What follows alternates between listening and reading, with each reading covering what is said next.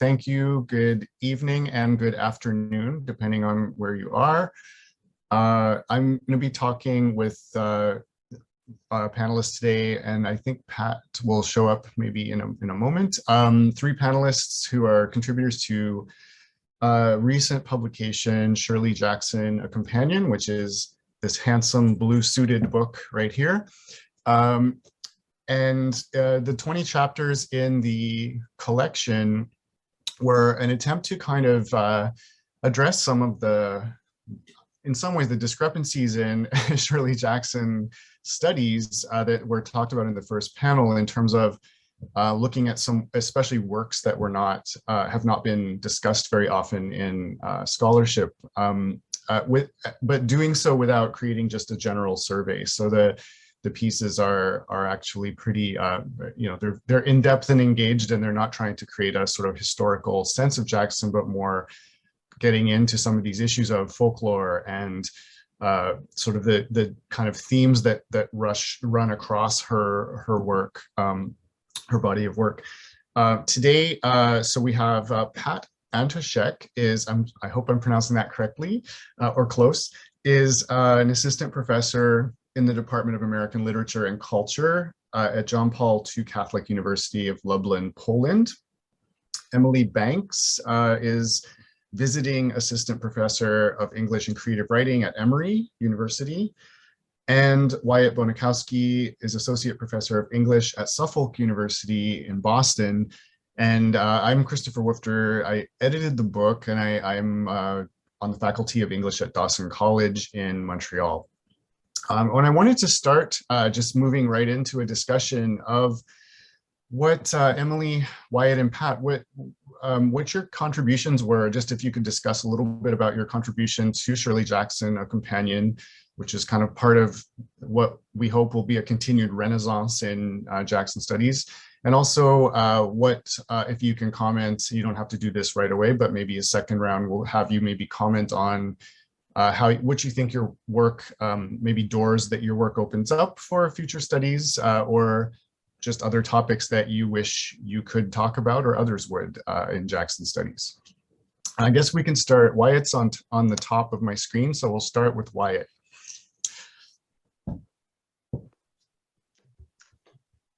Thanks, Chris. Hi, everybody. It's great to be here. Thanks very much. My contribution to Shirley Jackson, A Companion, is called Elizabeth and Elizabeth, The Secret of the Mother's Desire in the Bird's Nest.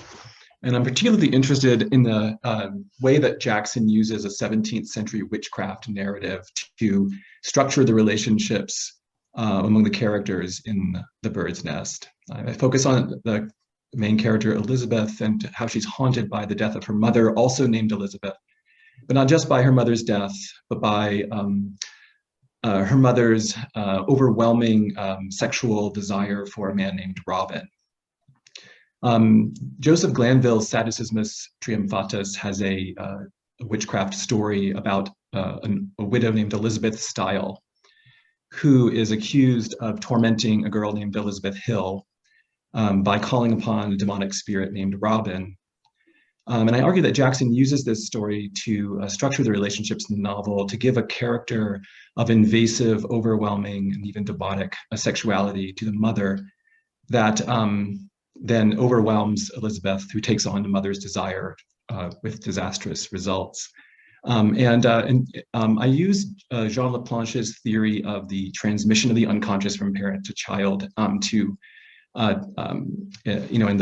in the way that it's in the form of enigmatic messages. I'm particularly interested in this in the way that in the Betsy chapter of the novel, which takes a perspective of one of Elizabeth's multiple personalities, she finds her way, or tries to find her way, through the maze of overdetermined, enigmatic meanings of the mother, trying to find sort of the meaning of the mother. And by the end of the novel, a new personality emerges that in notes to while writing The Bird's Nest, Jackson calls a secret. The final personality is a secret. And I'm interested in the way that Jackson seems to be carving out a space of female subjectivity that's separate from the mother, the overwhelming desire of the mother on the one hand, and also the pressures to conform that are represented by the figures of Aunt Morgan and Dr. Wright at the end of the novel, who are sort of play her surrogate parents on the end. So the name of the name of the new personality, whatever her name is withheld from the reader, and sort of as a way of, I think, creating a kind of space for subjectivity. Great. I guess we can just go through and have people do their kind of a summary, and then we'll talk about sort of future avenues. Is that okay? Yeah. So I think Emily is next.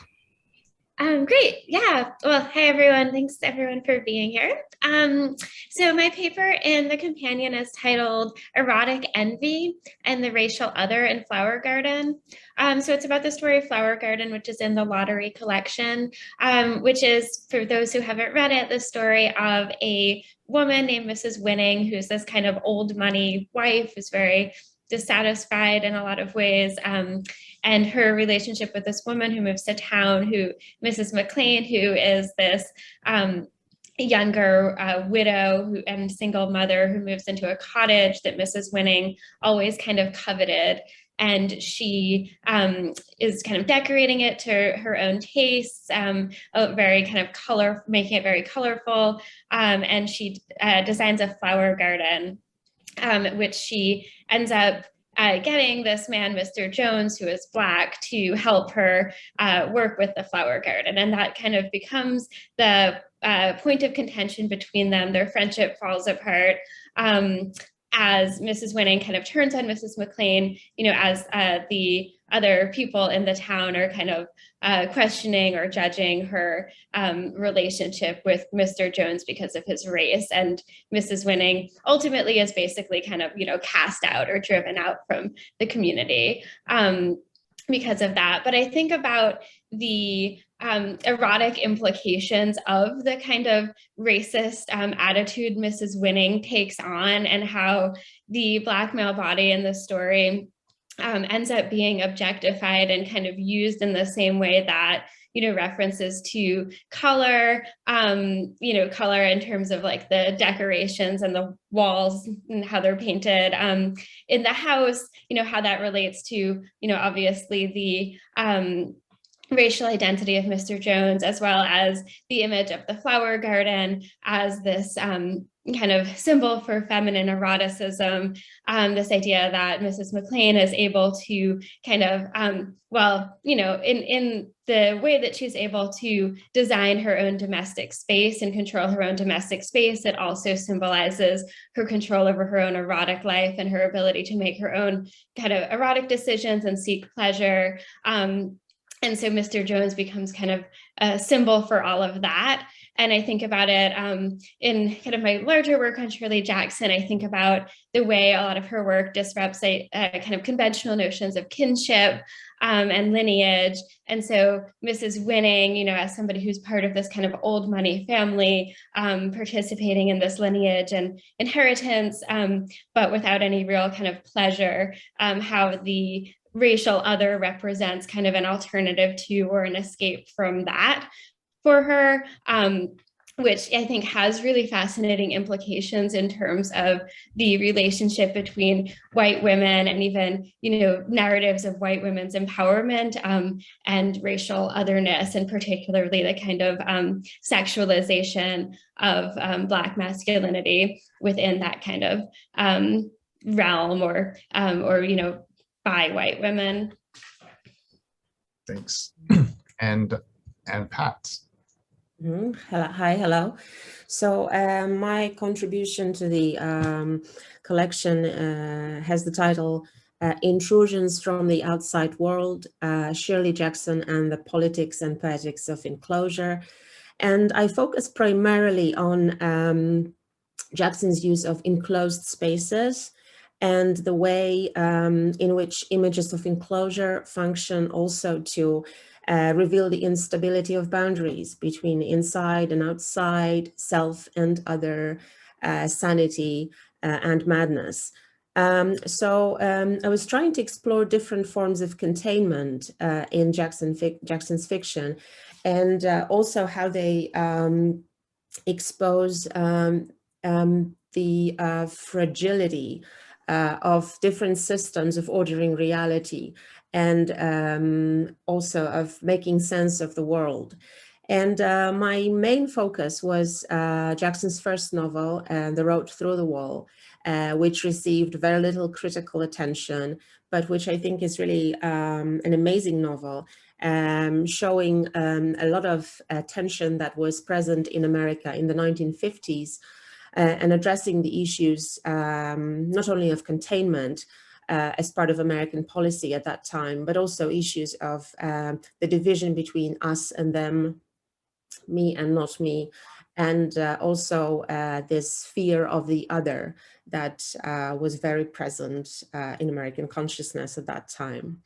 So my exploration of Jackson's work focuses also on the different discourses that she uses in her writing, subverting the dominant discourse. And also I'm really interested in how the repressed content in her work pulses beneath this very elegant, beautiful prose, and the tension between what is on the surface and what is hidden beneath and hovers somewhere on the margins of our familiar realities. So that's what I find fascinating about her work. Great.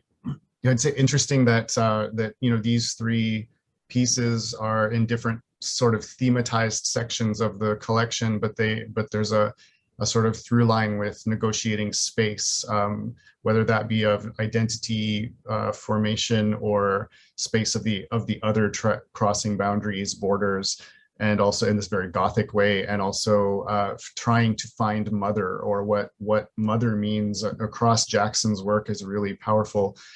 I wanted to, so we were kind of talking about this in some discussions leading up to this session, in terms of like what future kind of avenues either your work opens up for Jackson Studies, or and I'm so glad to be saying things like Jackson Studies, and also maybe what work you'd like to see done, or some future avenues. I'm just kind of like open it up a little bit more casually to who would like to speak to that issue.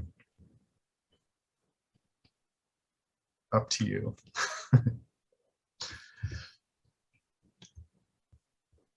Well, I think there is a lot to be done in terms of intertextuality, and this is something that Emily mentioned before.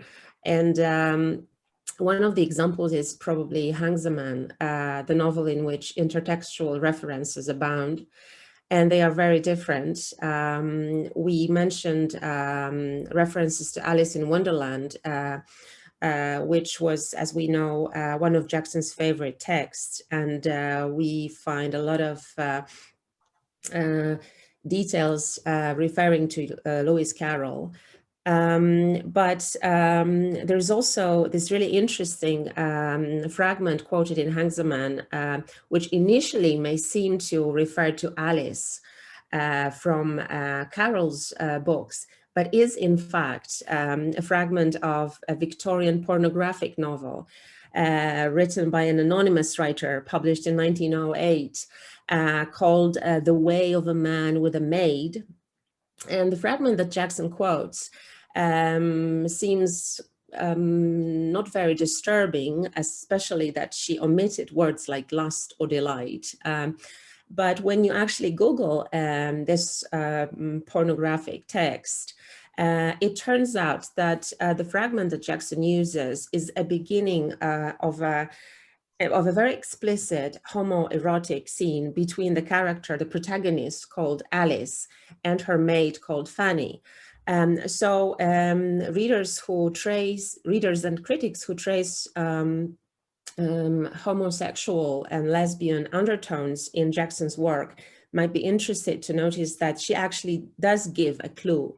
And it's also interesting that the character Fanny from the quoted text was also a victim of sexual assault when she was a teenager, which is another reference to Nussely in Hangs a Man.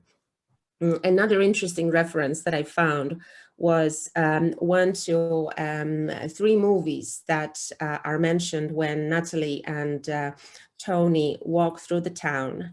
And this is a rather surreal scene in which they move around the town in a kind of dreamy landscape, and come across a movie theater which shows European cinema, European movies. And the 3 titles that are mentioned are The Blood of a Poet by Jean Cocteau, The Cabinet of Dr. Caligari, and Fritz Lang's movie M. Now, all of these films belong to the avant-garde surreal European cinema from the 1920s and 1930s. And they all deal with the role of the unconscious, and the question of sanity and madness, reality and dream. So they also present characters who are neurotic, split in 2, and even insane. So there's another layer that helps interpret the novel and Natalie's situation. So there's lots of such little details that really, when you follow up on them, open up amazing territories. Yeah. Emily, you look like you're ready to to jump in. Yeah, no, that's also fascinating. Yeah, I think something that I'm interested in more broadly in terms of intertextuality in Jackson's work is, yeah, all of these kinds of references where it's somewhat unclear who's in on the joke, or like who understands, whether the characters, understand the significance of any of these texts they're encountering. So yeah, like the Victorian pornographic novel that you mentioned, things like that, where yeah, it's unclear who in the novel is kind of getting it, and whether we as readers are like what we're supposed to get from it. And there are all of these kinds of rabbit holes that once you start kind of like going into it, they do all have so much resonance with the text. But there's also, to me, something very uncanny about these kinds of references, where yeah, it's unclear who kind of is picking up on it. I think, yeah, kind of related to what you were just saying, in the sundial, one of the references that I found really interesting is when Mrs. Willow, towards the end of the novel, keeps referring to a world well lost, which is a quote from a Dryden poem, but it was also a 1953 science fiction story about these like queer aliens. It's very interesting, and also kind of relates to the queer subtext of a lot of her work. And so something like that, where this character just keeps using this phrase, but it's not clear that she knows where it's coming from. Yeah, so I find that really interesting. And then in the sundial, also the inscription on the sundial coming from Chaucer's The Knight's Tale, and about that. But coming from The Knight's Tale, and the fact that Essex is kind of the only one who understands that reference, and he keeps quoting other parts of The Knight's Tale, but Oriana definitely doesn't understand where it's coming from, and so the ways in which her fate is kind of sealed by that inscription, but she's not able to understand that or to kind of take the warning of it, is really interesting. And I think in Hangs the Man also, being a novel that is in some ways about literary study, I think that's also really interesting in terms of like the power of being able to read and understand these allusions.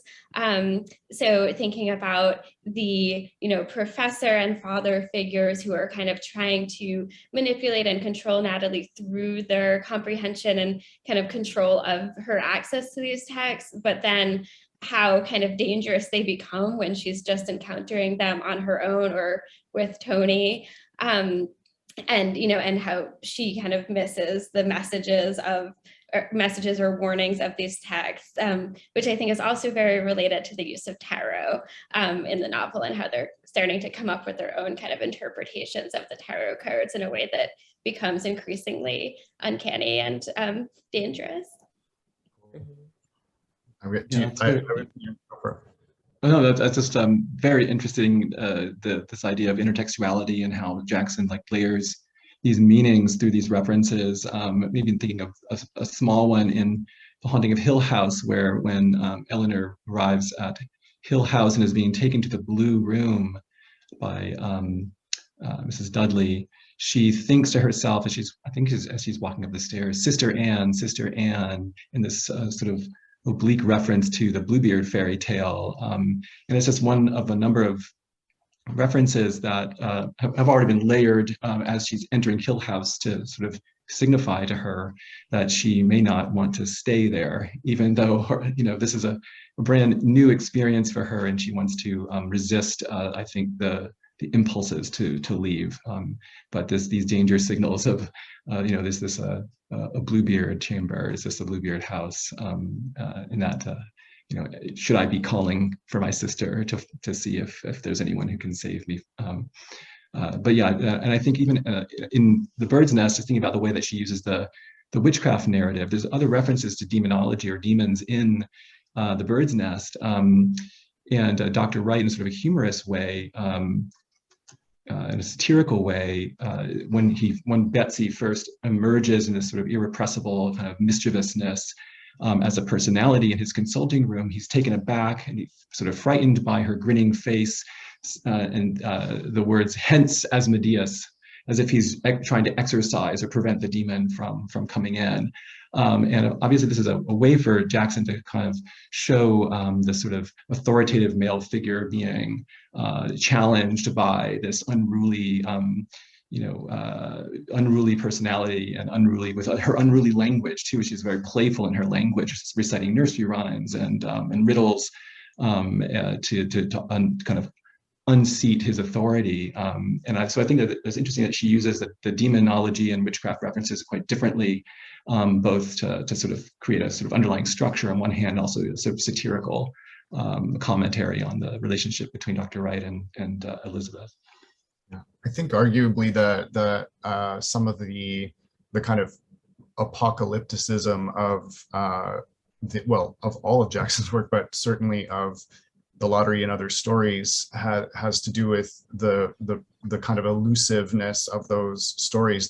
It's a network narrative because of illusion in a lot of ways that tie together not just the James Harris character, but the demon lover character, but the kind of sense of ruin and crumbling. And it's one of the things that in the past, one of my students has called Jackson's deceptively simple style, because they're always like, you can always understand her sentences, but there's like 18 layers beneath them that you're not necessarily all, equipped to handle all at once. And I was wondering about that, because just to ask you in terms of this kind of, current and future study of Jackson, the degree to which maybe annotation might be kind of a new place to go in terms of not just talking about general themes, but maybe getting into Jackson's style and an elusiveness that can sometimes even, we're talking about breaking down of categories, the elusiveness that can kind of overwhelm the moment in the same ways the characters are experiencing. So I wonder if you well, we've talked about it in the past, but I wonder if you have anything to say about this kind of idea of annotating Jackson being a kind of productive avenue, even if it shoots us off into all these different directions. Mm-hmm.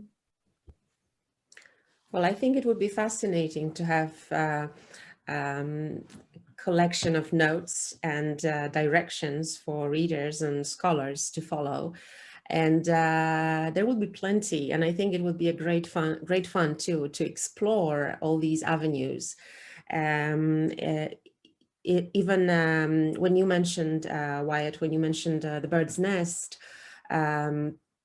there are references to other male figures like Victor Frankenstein. The name of the doctor is Victor, and he seems to be equally powerful. And there are Freudian references. I would say that there's quite a lot of Freudian subtext.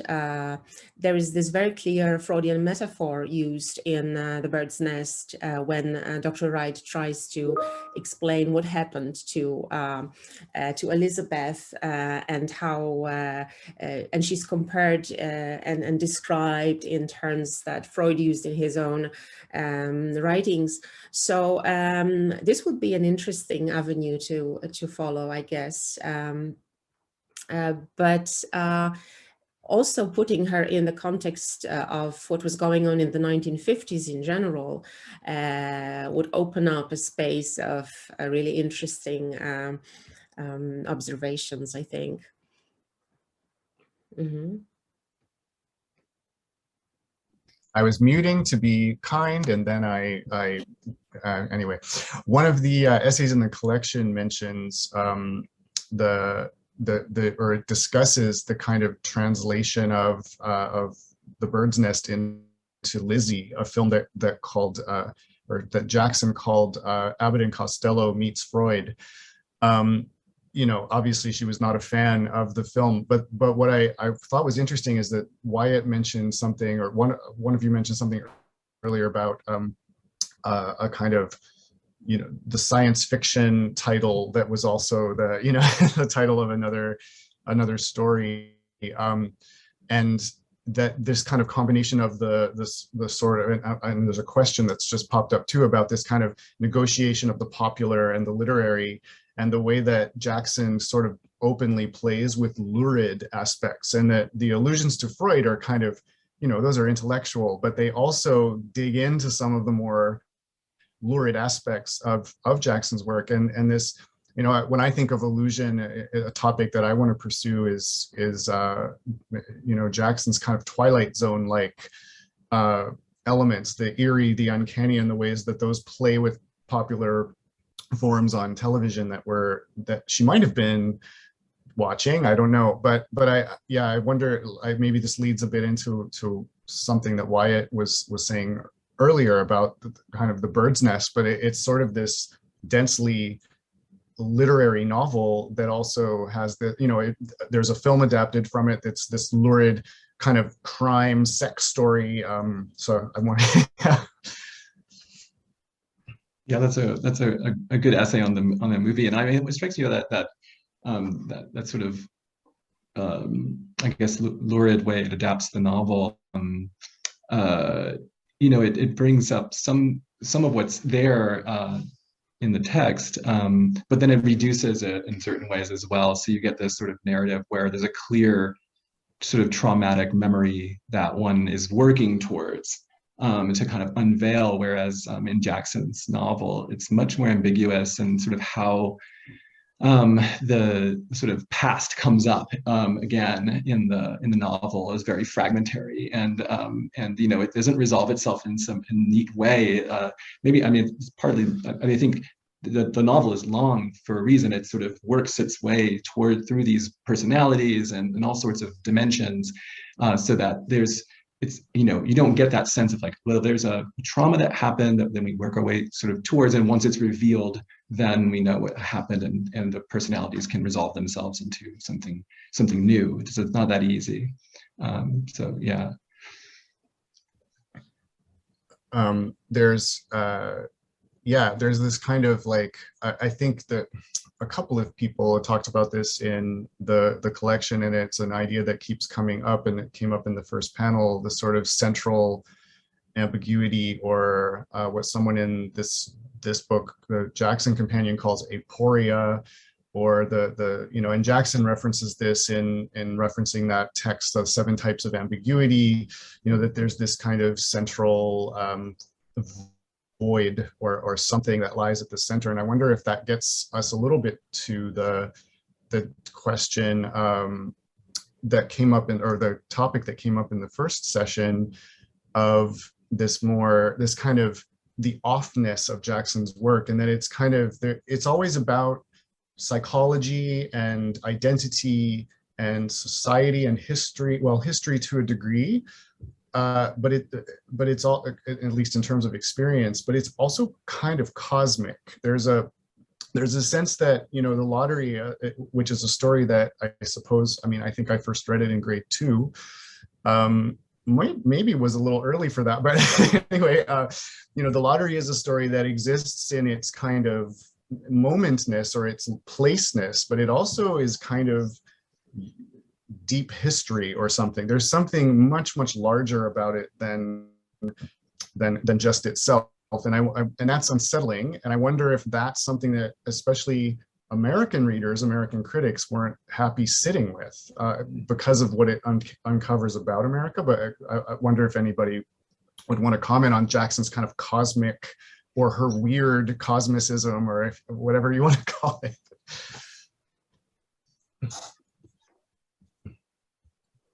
No, you're fresh out.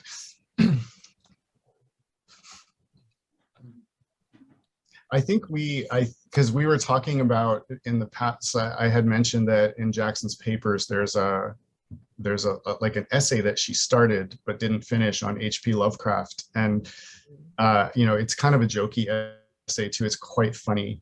And she's sort of being irreverent about Lovecraft in some ways. But the fact that she's also picking up Lovecraft is interesting. And this is another, you know, in keeping with our kind of focus on intertextuality in Jackson and illusion, I'm very curious about this. I'm curious to think that through. I'm just getting a notification here that we have, yeah, we should move to questions. So there are several questions here. The science fiction story referenced, whoops, I just lost it. Okay. Well, these things are going to happen, right?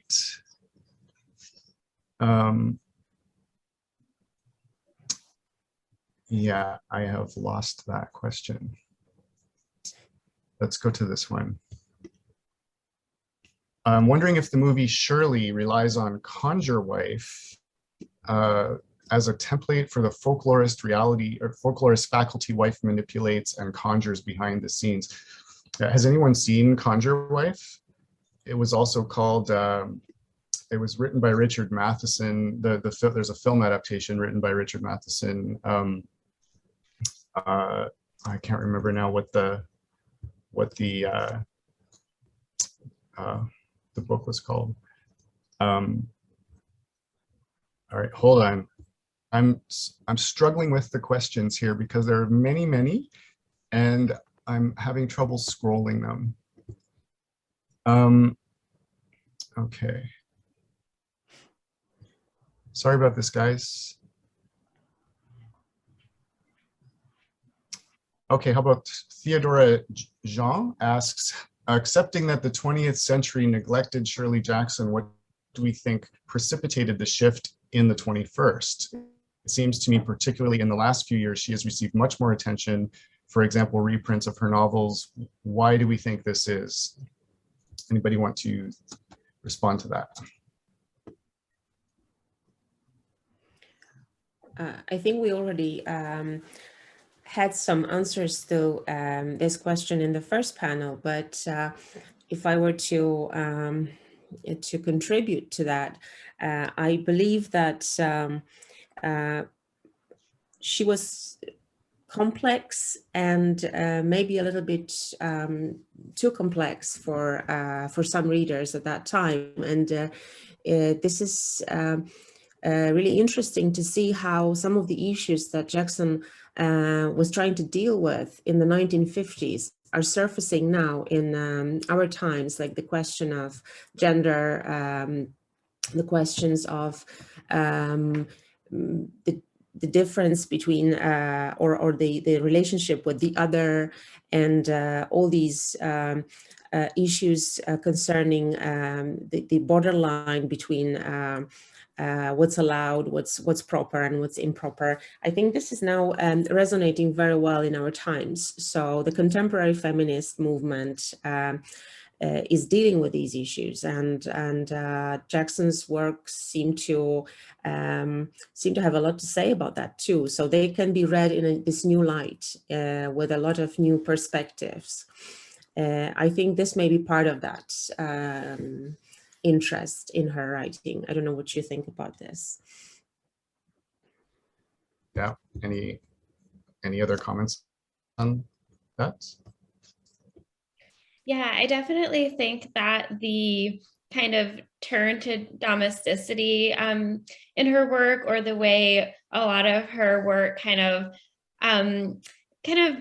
deals with a reclamation of domestic spaces, and this idea that we can like both that, you know, kind of revolutionary ideals can be played out, you know, within domestic spaces, but also that in order to enact any kind of, you know, meaningful change, there needs to be this kind of like restructuring and like destruction of you know, domestic spaces, and of kind of like you know, basic ideals of American culture. And I think that's really something that resonates with people as we're kind of, you know, once again facing this real sense of, you know, apocalyptic worries, you know, in American culture. I found that teaching Shirley Jackson in a course over the summer, especially talking about the sundial, which is, you know, a containment narrative. So teaching that, you know, over Zoom to students who are in quarantine, you know, it had very clear personal resonances for them. But I felt like they were able to really pick up on a lot of the kind of more radical points she might be making, or like radical sensibilities of the text, because they are kind of, on one hand, because they're living through something similar, but on the other hand, also just, I think, you know, kind of in terms of like feminism and ways that we're viewing gender and sexuality now, I think we're maybe like more open to that kind of those, you know, kinds of ideas, or that she's illustrating, as opposed to more of an image of, you know, more ideas of women like getting out of the house, you know, having careers, things like that. So I think it's something, yeah, I think it's really like resonating with current readers.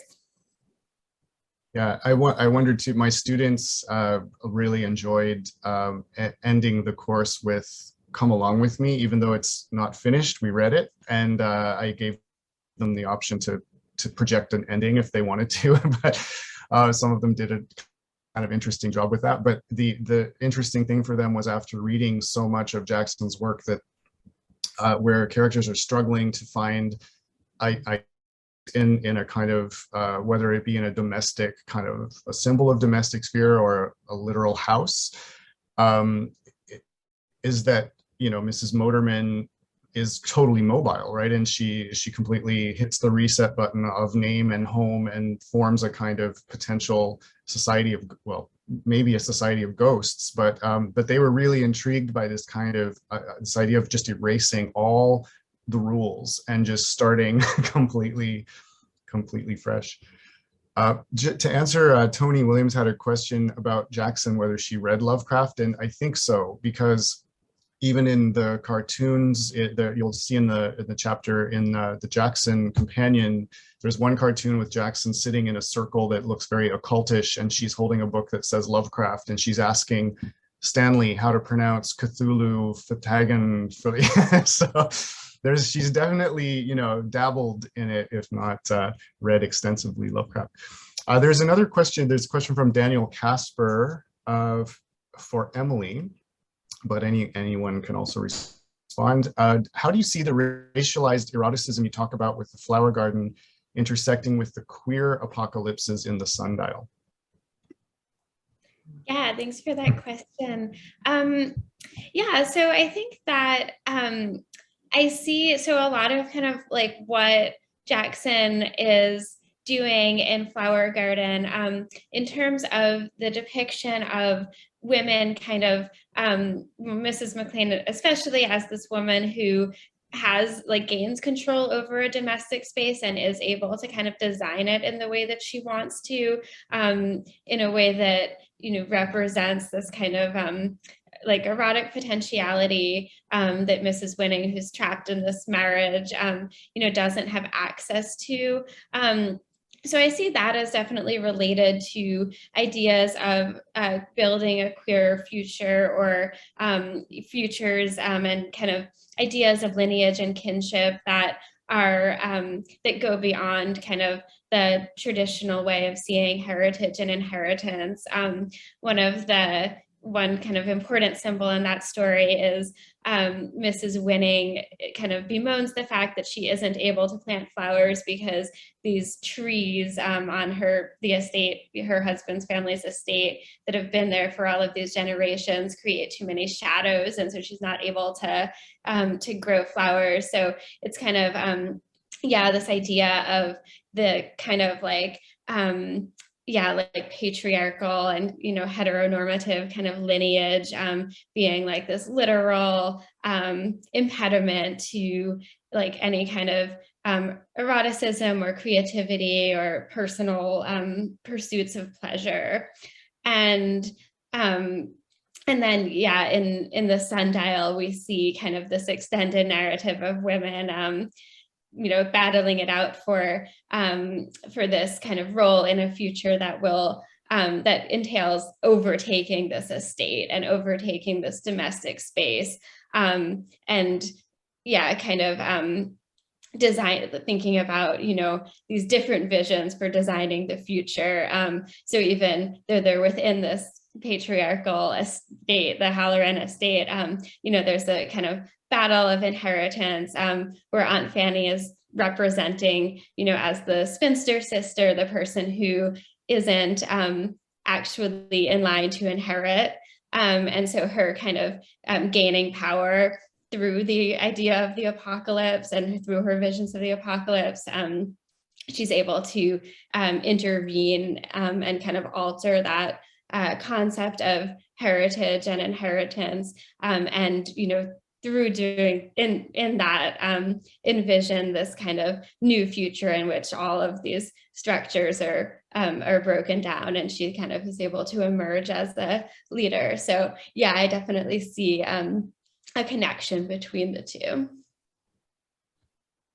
Do you also feel that there's a tension though in these, like, I mean, because sometimes I find the future reconstituted society in, certainly in the sundial, it's a satirical one because it's exclusive and arrogant and, hilariously so, but still, and white. And then in Come Along With Me, I think there's a queerness to both, but in Come Along With Me, it's much more, even though there's a level of discomfort with Mrs. Motorman's, in some ways revisiting Natalie and Hangsaman's megalomania, this kind of, the whole world is designed for me and it's meeting me with open arms.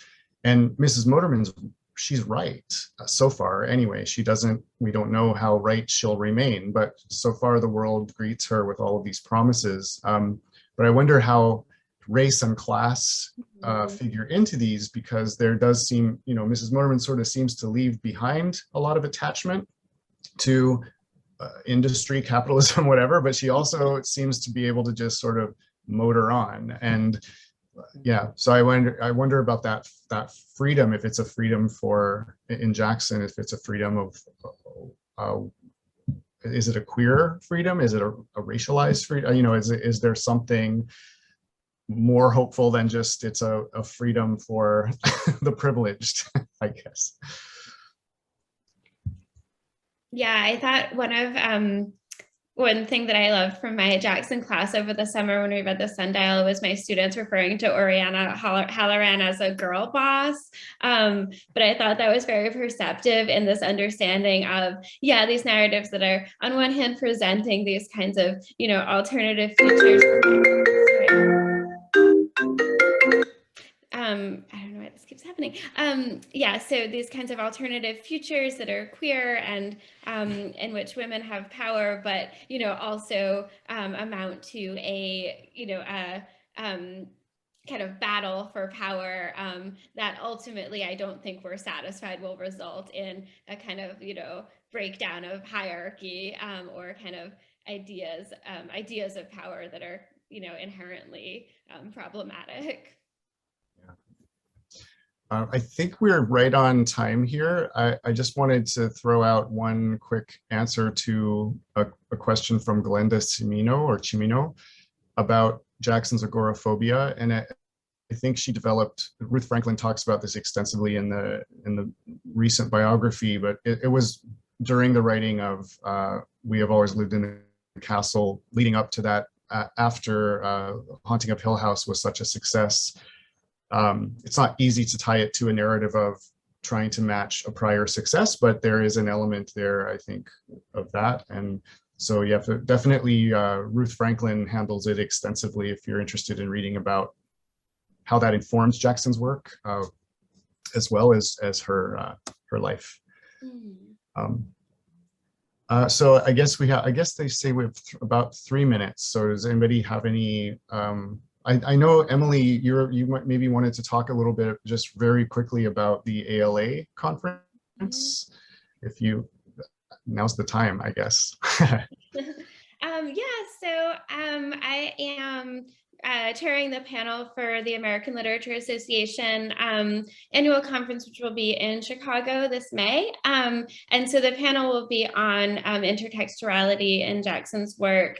So if anybody has ideas about that have come up, I'll post in the chat a link to the CFP on the ALA's website. But I would love to get some more submissions for that.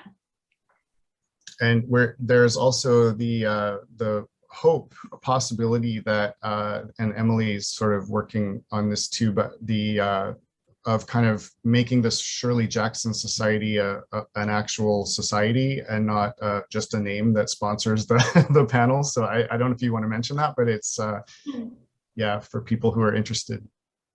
Yeah, we've just kind of started talking about this, but I would really like to organize some things for the Shirley Jackson Society. And Chris has on his website created a section for the Shirley Jackson Society. So we can also post that in the chat, but I think that'll be a good start. And then, I think if people are interested in kind of being kept appraised of how that goes, it would be nice to, just kind of, if people want to email one of us to be on like a contact list. And then we're hoping to organize, different kinds of meetings, share resources, talk about, teaching Jackson, and just kind of, since it is a kind of new thing, it's definitely very open to what would be helpful or what people would want from that. But I do think it will be nice to have kind of like a centralized place, digitally, at least, where we can all kind of come together to talk about these things and share resources and publications and things like that. Yeah, great. So I posted the link in our chat, so maybe that could be shared with the attendees today. Yes. And so it's very early, but it would be great to have a kind of collective and a forum where we could really people could throw out questions. I know people do this on Facebook, but that not everybody's on Facebook, and this is a place where you don't have to be very identified necessarily, like with your big face on there and stuff. So, right. Thank you so much, everybody. And thanks for inviting us and for this time. We really appreciate it. Thank you all. Thank you so much. Thank you.